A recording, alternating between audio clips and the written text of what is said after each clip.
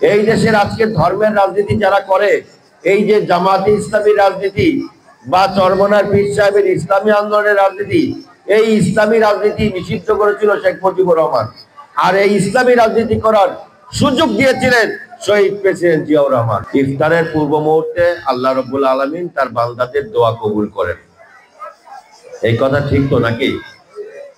আমরা আল্লাহর কাছে দোয়া করি যে এই দেশের সবচেয়ে জনপ্রিয় নেত্রী, যিনি বাংলাদেশের 33টা আসন থেকে নির্বাচন করে নির্বাচিত হয়েছেন, তার নাম হচ্ছে বেগম খালেদা জিয়া।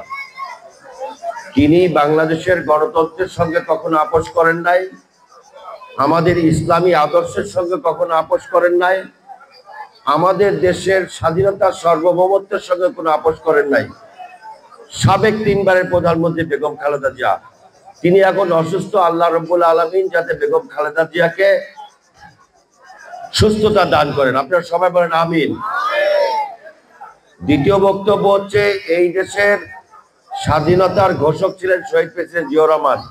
এটা মার্চ মাস, এই মার্চ মাসেই 25 তারিখে যখন পাক হানাদার বাহিনী আমাদের উপরে ঝাঁপিয়ে পড়েছিল, তখন দেশ কিন্তু সংকটের মুখে ছিল। এই দেশের স্বাধীনতা সংগ্রামের ডাক দিয়েছিলেন শহীদ প্রেসিডেন্ট জিয়াউর রহমান। তিনি যদি সেই দিন ডাক না দিতেন, তাহলে কিন্তু আমাদের স্বাধীনতা সংগ্রাম সফল হতো না। আল্লাহ রাব্বুল আলামিন শহীদ প্রেসিডেন্ট জিয়াউর রহমানকেও যাতে জান্নাতুল ফেরদাউস নসিব করেন, কারণ তিনি যদি রাষ্ট্র ক্ষমতা না আসতেন, আমাদের দেশে এই পর্যন্ত ইসলাম মুসলমান ধর্ম কিছুই থাকতো না। কারণ শেখ মুজিবুর রহমান তার ক্ষমতা থেকে সকল মাদ্রাসা মসজিদ বন্ধ করে দিচ্ছিল। আপনাদের যাদের বয়স হয়েছে তাদের মনে আছে, সকল রাজনৈতিক দল নিষিদ্ধ করেছিল, সকল সংবাদপত্র নিষিদ্ধ করেছিল, মানুষের বাক স্বাধীনতা কেড়ে নিয়েছিল শেখ মুজিবুর রহমান। সেই শেখ মুজিবুর রহমান যখন এটা কেড়ে নিয়েছিল, তখন শহীদ প্রেসিডেন্ট জিয়াউর রহমান আবার রাষ্ট্র ক্ষমতায় এসে এই দেশের সংবিধানে বিসমিল্লাহির রহমানির রহিম সংযোজন করেছিলেন।